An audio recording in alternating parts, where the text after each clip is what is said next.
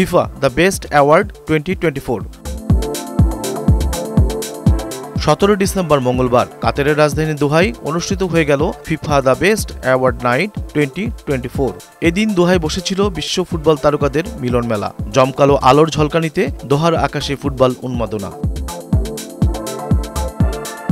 সারা বিশ্বের ফুটবলারদের মতো বাংলাদেশের সাবেক ও বর্তমান খেলোয়াড়ের চোখ ছিল কাতারের রাজধানী দোহায়।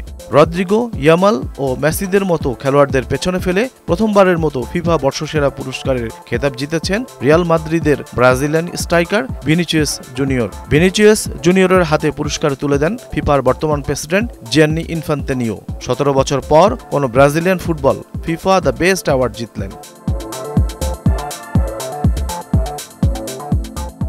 আর নারীদের সেরা ফুটবলার হয়েছেন স্পেনের আইতানা বনমাতি। এ নিয়ে তিনি টানা দ্বিতীয়বারের মতো ফিফা সেরা নারী ফুটবলারের পুরস্কার জিতেছেন। এবার the best FIFA men's goalkeeper 2024 বাজ পাখি নামে খ্যাত আর্জেন্টিনার গোলকিপার ইমিলিয়ানো মার্তিনেজ বিশ্বসেরা গোলকিপার নির্বাচিত হয়েছেন।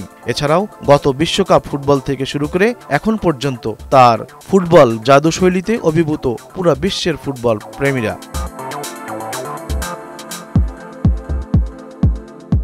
Lionel Scaloni, Pep Guardiola, Luis del ফুয়ান্তোদের অবাক করে দিয়ে রিয়াল মাদ্রিদের কোচ কার্লোস আনচেলত্তি পুরুষ বিভাগে সেরা কোচের তকমা জিতেছেন। এছাড়াও নারী বিভাগের সেরা কোচের খেতাব জিতেছেন ইংল্যান্ডের এমা হেইজ। পুরো অনুষ্ঠান জুড়ে দর্শকের মুহুর্মুহু করতালিতে অনুষ্ঠানটি মনোমুগ্ধ ও প্রাণবন্ত হয়ে ওঠে।